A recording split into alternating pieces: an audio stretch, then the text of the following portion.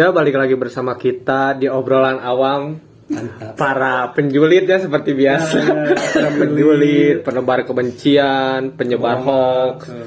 Dan pada kesempatan kali ini kita akan membahas suatu hal yang rame ya Deunya. Jadi kayak apa ya?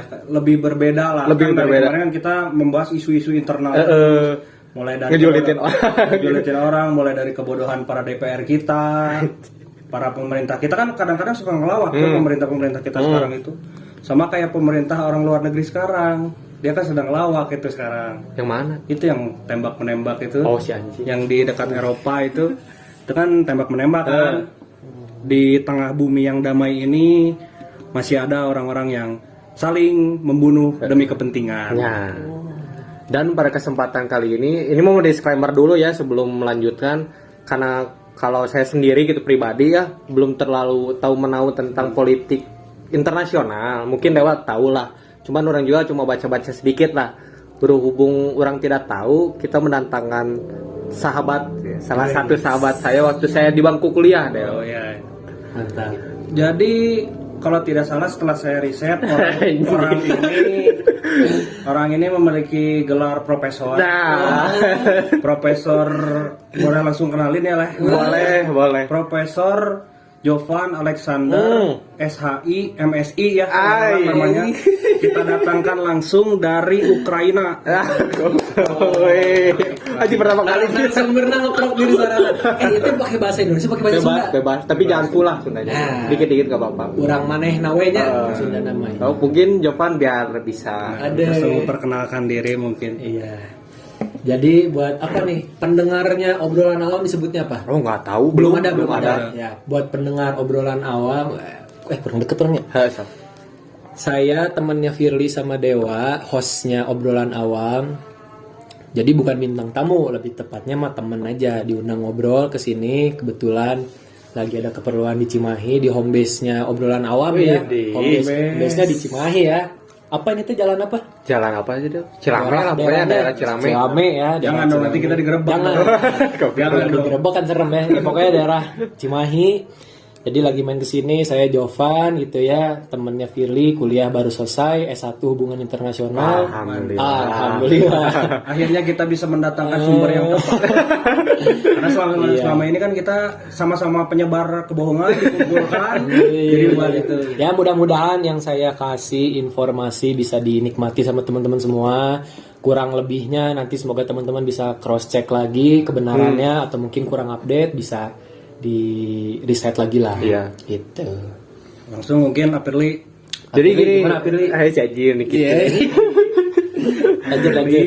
Jadi gini Jo, sekarang lagi rame nih masalah Ukraina, masalah apa ya Rusia, jadi konflik lah Ukraina dan Rusia antar negara gitu.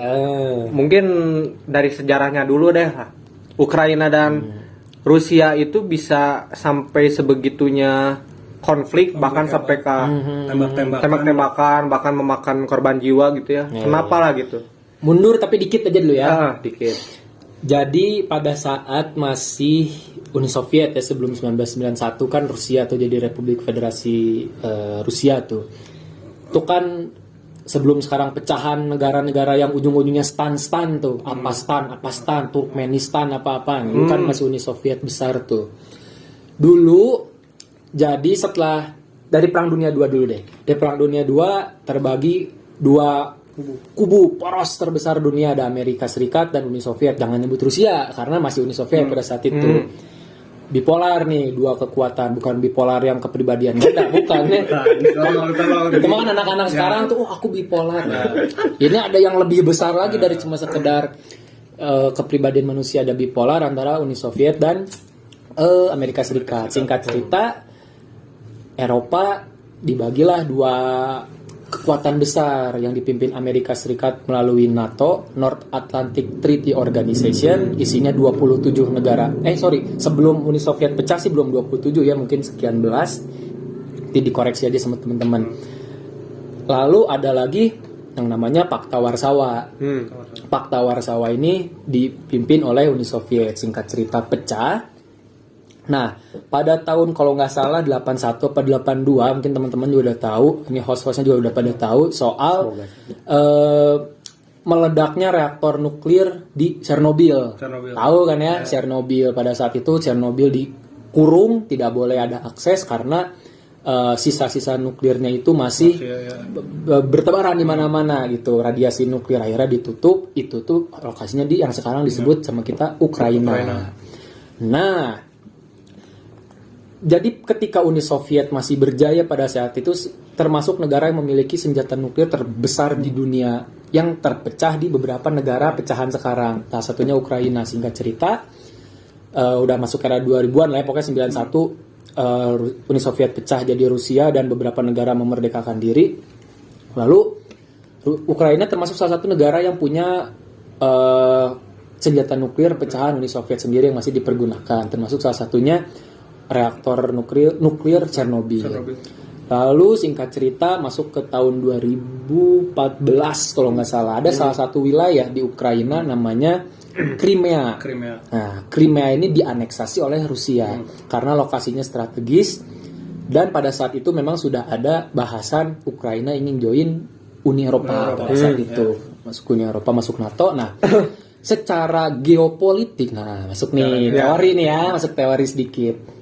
Secara geopolitik posisi ini berbahaya buat Rusia karena misalnya gini, nah kita analoginya sederhana, misalnya orang sama Dewa berantem, posisinya sebelahan nih. Nah, misalnya ada orang keempat di sini ya, sebut aja A. Orang berpihaknya sama A. Dewa tidak punya negara pegangan atau komunitas pegangan. Firly sebagai negara Eropa, kumpulan Eropa, wah Jerman, Polandia, Prancis semua di sini. Nah, salah satu kebijakan Firly adalah kalau misalkan Firly Dewa bergabung sama Firly, Firly bisa nyimpen asap rokok atau puntung rokok di Dewa, sedangkan orang tidak merokok. Kalau orang tidak merokok, ada asap rokok di dekat orang bisa sakit. Berarti kayak apa ya, mengganggu kedaulatan gitu. Nah, kedaulatan orang kan terganggu nih sebagai orang tidak merokok. Orang nahan, Dewa jangan gabung lah. Ya udahlah, orang minta maaf lah gini.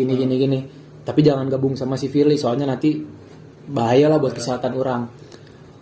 Wah, orang nggak mau, kata Dewa. Kalau orang nggak punya pegangan, orang berada di antara dua kekuatan besar, orang bisa bahaya. Orang mau join NATO.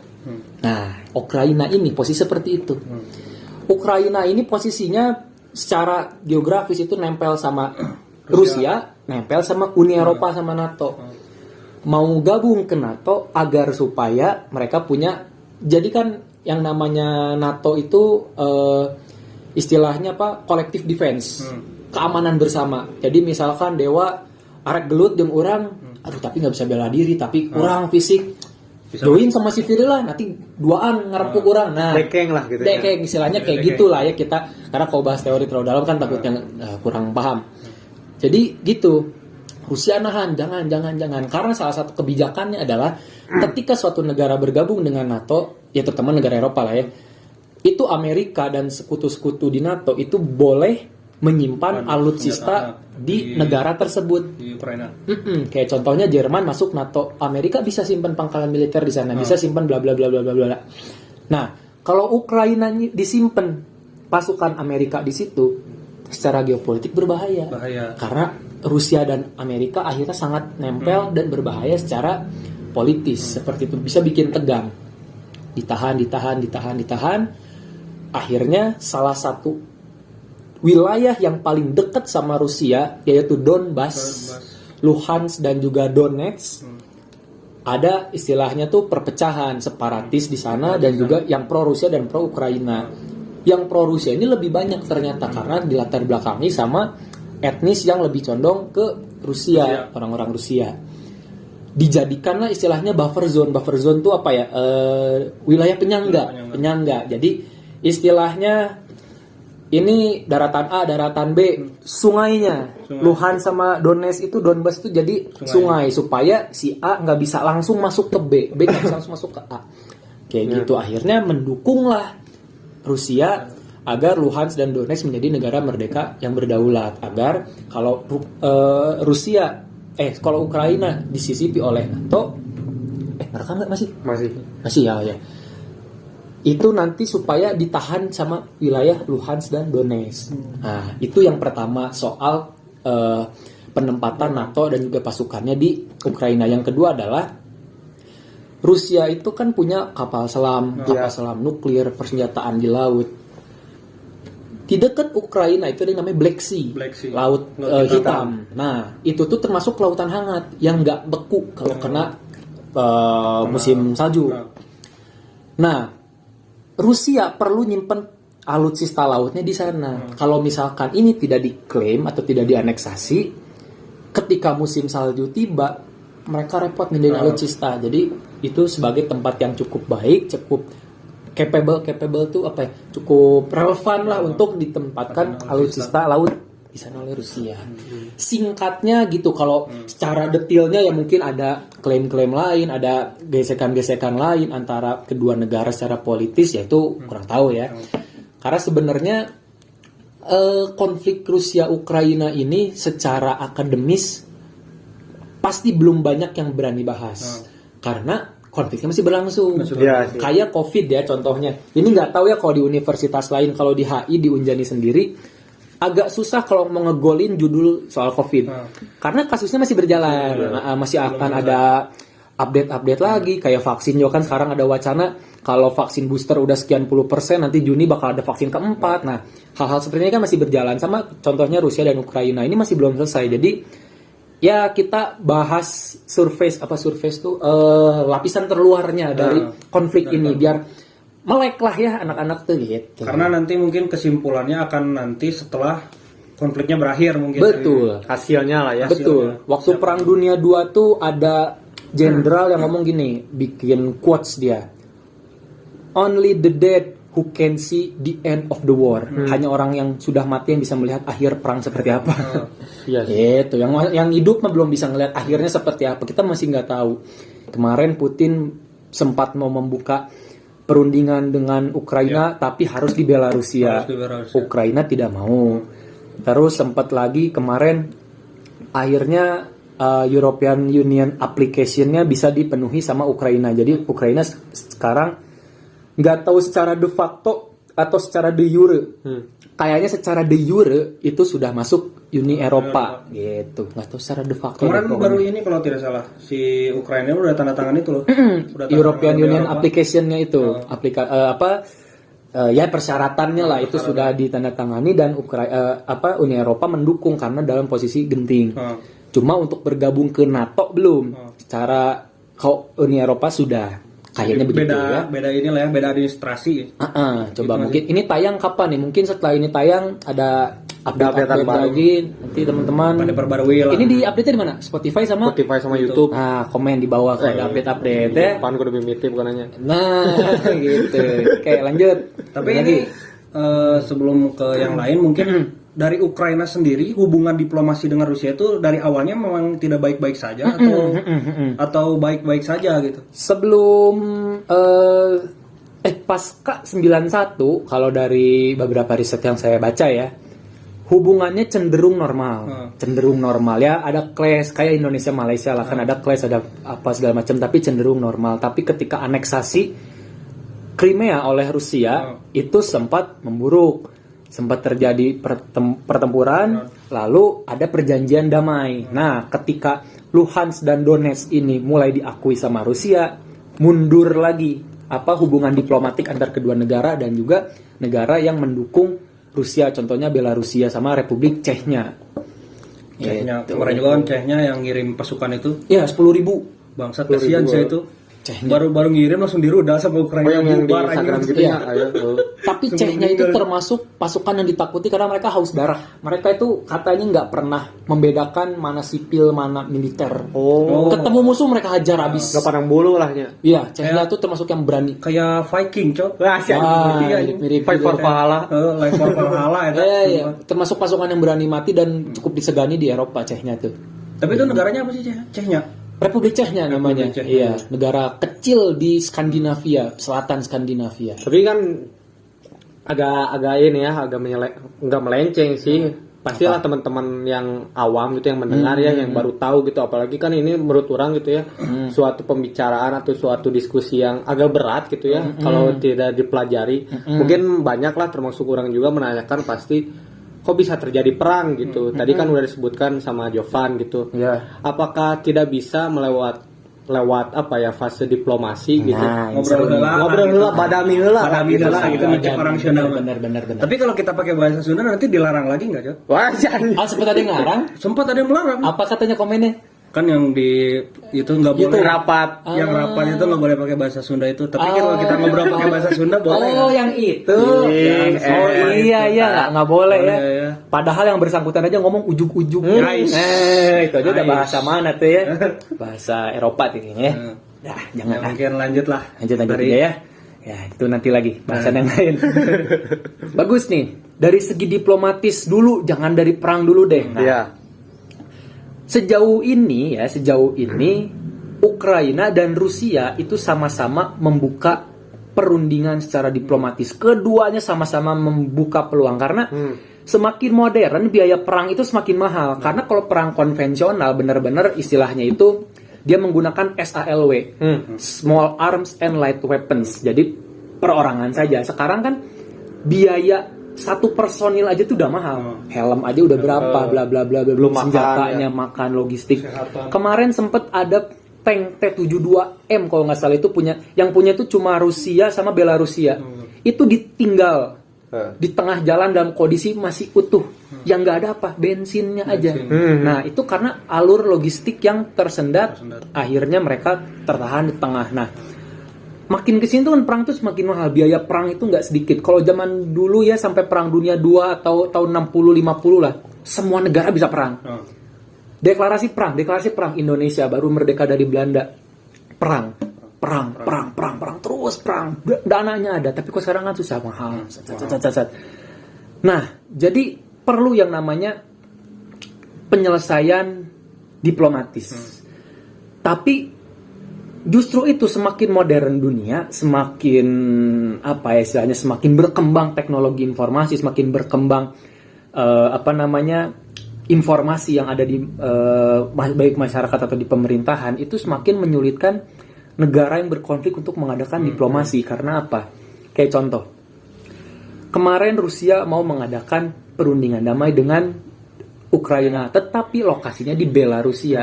Ukraina nolak.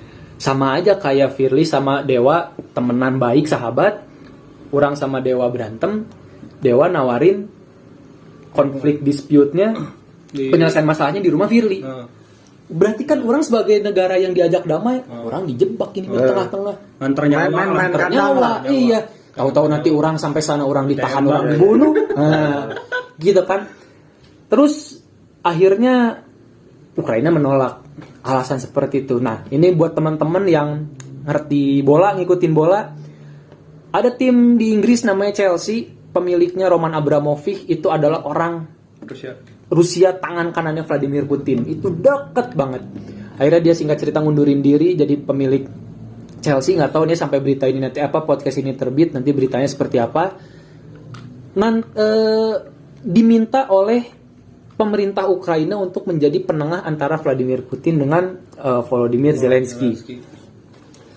Ini juga belum tahu akan seperti apa kelanjutannya. Jadi banyak peluang-peluang atau banyak metode-metode pendekatan untuk melakukan perdamaian itu sendiri. Tapi apakah metode itu bisa disepakati oleh kedua belah pihak, apakah saling menguntungkan ataukah hanya menguntungkan salah satu pihak, itu yang masih kita nggak tahu. Itu yang masih tertunda sampai sekarang. Maka Rusia terus ngirim pasukan, Ukraina terus bertahan, masukin aplikasi Uni Eropa, mereka masuk terus. Nah, itu kan hal-hal yang dijadikan istilahnya efek deterrence effect, efek penggetar. Kayak Rusia, sebenarnya Rusia bisa aja kalau mereka langsung tembakin nuklir ke rumahnya Volodymyr Zelensky, bisa aja langsung bunuh aja udah Zelensky, biar digulingkan sama militer. Tapi dia tembak ke apartemen, dia tembak ke tanah kosong, dia tembak ke gedung yang nggak ada orangnya. Itu sebagai efek deterrence, efek getar. Nih, nih efek yang akan Anda dapatkan kalau Anda tidak mau berunding dengan Rusia atau mengalah pada Rusia. Ukraina balas, oh silahkan aja perang. Presidennya bilang saya akan tetap bersama rakyat Ukraina. Rakyat akan dilakukan wajib militer, mereka diberikan senjata wajib militer dari usia berapa sampai 60 tahun. Bahkan kemarin siapa tuh wali kota Kiev yang mantan petinju, dia adik kakak sampai ikut turun tangan untuk ngangkat senjata. Dan akhirnya mereka masuk ke Uni Eropa. Itu kan sebagai efek getar juga untuk Rusia bahwa kurang tersian lah. Iya, Ukraina tidak takut.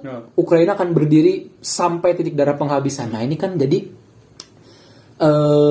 istilahnya Rusia ini sekarang lagi pakai dulu tuh ada teorinya tuh diplomasi kapal perang atau diplomasi apa. Jadi kayak Rusia itu cuma munculin meriam aja di pinggir laut untuk dilihat sama warga sekitar.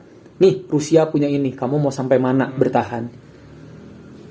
Rakyatnya sendiri, nih kami punya segini, silahkan Anda serang. Jadi kayak sekarang tuh kalau sepak bola saling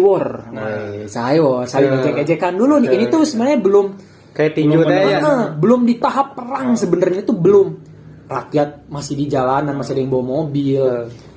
Tentara Rusia kemarin konvoy masih diteriakin sama warga Ukraina.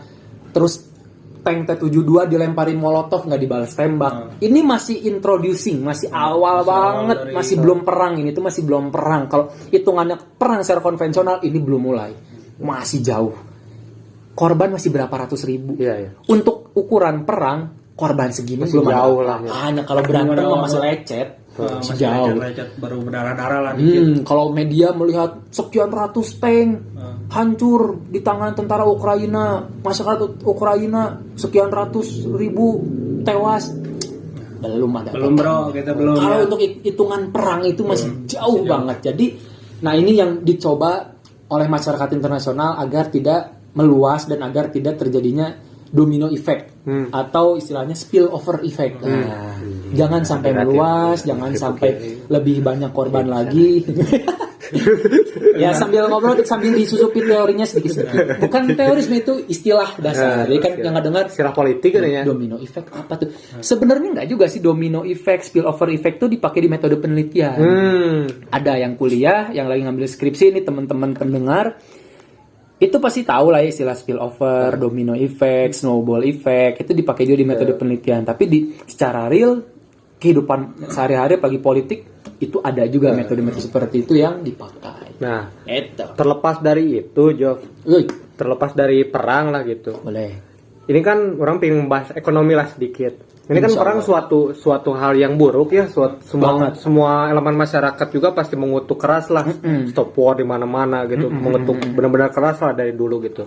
Nah, apakah ada dari segelintir orang atau dari segelintir kelompok negara yang diuntungkan oleh perang ini gitu? Seru nih. Jadi, orang ingetin dulu sekalian nanti orang jelasin nama teorinya, konsepnya. Ada yang namanya istilahnya ini di HI orang mungkin familiar ya. Ada yang namanya military industrial complex. Nah, jadi ini hubungan segitiga antara pemerintah, lagi lupa, pemerintah, produsen militer, ya dan juga negaranya itu sendiri. Jadi ketika perang, negara menyatakan berperang di suatu wilayah misalkan, yang diuntungkan itu ada 3 unsur. Pemerintah yang menjabat, swastanya sebagai bisa swasta bisa negeri, holding company-nya misalkan kita butuh pesawat berarti perusahaan pesawat yang punya untung, sama Kementerian Pertahanannya kalau nggak salah ya. Jadi ada unsur legislatif, ada unsur eksekutif dan juga perusahaan. Sebelum ke Ukraina dulu, yang lebih gampang. Contohnya ketika Amerika menyatakan perang Irak tahun 2003, invasi kepada Irak. George Bush pada saat itu bilang bahwa Irak punya ICBM, Intercontinental Ballistic Missile. Rudal peluru kendali jarak jauh yang bisa melintasi antar benua. Pada saat itu dibilang Irak nggak punya, silahkan aja datang, bla bla bla bla bla. Nah, itu sebagai titik di mana Amerika bisa menginvasi Irak, mengeruk minyaknya bisa-bisan. Yang diuntungkan siapa? Amerika secara keseluruhan, secara besar. Karena apa? Ketika itu hadirlah pesawat-pesawat baru yang lebih canggih. Siapa yang diuntungkan? Lockheed Martin, supplier pesawat. Yang diuntungkan siapa? Springfield Armory, Colt, terus Heckler & Koch. Itu perusahaan-perusahaan alutsista yang diuntungkan. Mereka berputar situ. Oh, ada pesanan dari pemerintah. Masuk terus ke mereka, bikin pesawat F-16, F-18, M-16 semua dipasok sama perusahaan. Dapat tuh perusahaan duit. Nantinya pemerintah yang pada saat itu berkuasa mendapat kepercayaan rakyat, mendapatkan keuntungan dari berhasilnya perang untuk melanggengkan kekuasaan pada saat itu. Tapi 3 periode nggak? Aduh, Mungkin kalau bikin ibu kota mungkin ya. Wah. Presiden Jokowi itu dia berhati mulia. Iya. Dia tahu yang terbaik untuk rakyat Indonesia. Dia tahu harus berjuang dengan caranya sendiri. Ya. Kita sebagai rakyat harus percaya pemimpin kita. Boleh ketawa. Terus dilupa lagi. Oh iya. Terus pada saat itu siapa akhirnya satu-satunya pihak yang dirugikan? Ya jelas tentara yang tewas. Jelas masyarakat yang tewas. Mereka kan tidak berdosa, mereka nggak tahu apa-apa. Akhirnya mereka harus jadi korban. Nah, sekarang kita tarik ke Rusia, ke Ukraina. Secara politis mungkin berbeda sama kasusnya Irak dan Amerika, yang Amerika menuduh ada ICBM bla bla bla bla bla bla padahal untuk mengeruk minyak.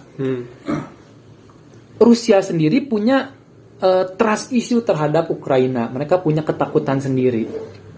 Terus tadi kalau pertanyaan Firly, akhirnya siapa yang diuntungkan dari konflik Rusia Ukraina ini?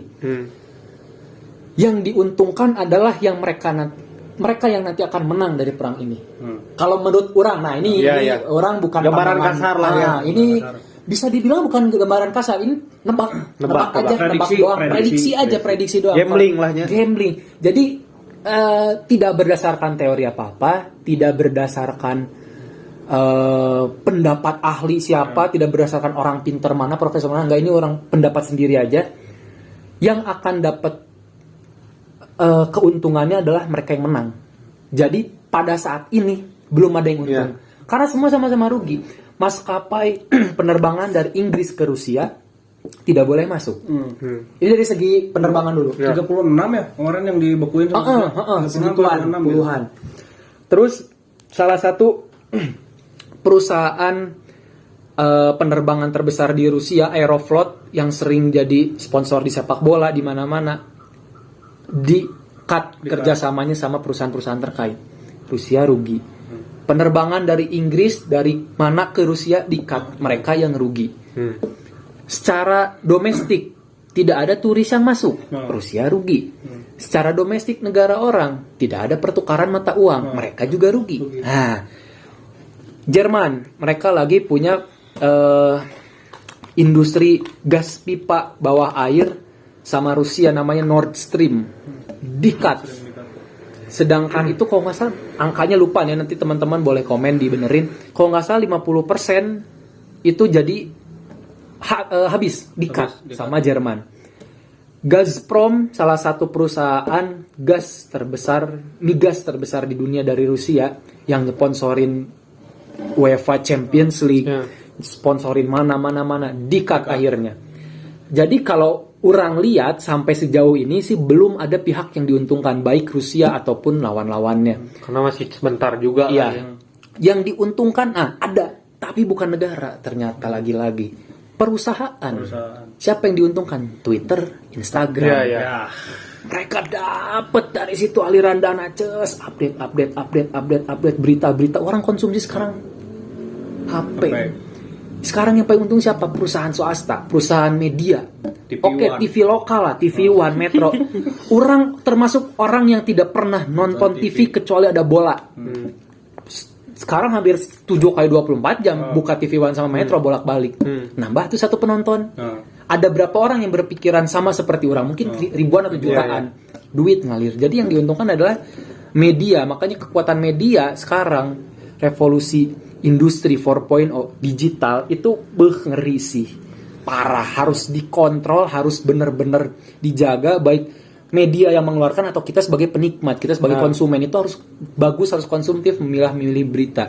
Ada kabar Ukraina bla bla bla bla, Rusia bla bla bla, kita harus pinter riset. Makanya salah satu kekuatan manusia di abad 21 ini adalah riset skill harus bagus. Jangan kita ada broadcast masuk kita percaya, ada berita masuk kita percaya. Apakah medianya salah? No. Karena media, bagi media mainstream, detik.com, Tribun, mereka tuh, orang pernah dapat teorinya di kampus. Mereka itu harus mengeluarkan berita tuh kalau nggak salah sehari 500 atau 200. Jadi apapun berita yang ditarget, apapun berita yang ada di lapangan, mereka harus siarkan. Berapa apa 1000 apa gitu sehari. Jadi mereka harus siarkan. Terus jadi misalkan ada kecelakaan di jalan. Korbannya anak kecil kakinya patah. Itu jam 1, jam 2 dikonfirmasi. Oh ternyata tangannya yang patah. Nanti masuk lagi informasi. Kita yang riset skillnya jelek, kita ngomong ke orang-orang, oh kecelakaan di situ kakinya patah. Salah, tangannya yang patah. Hoax nyambungnya. Buat kita, buat produsen berita enggak hoax, karena mereka menyampaikan real pada saat itu, real time. Kita pinter harus mengolah informasi itu dengan baik. Jadi kalau tadi pertanyaannya, negara mana yang diuntungkan?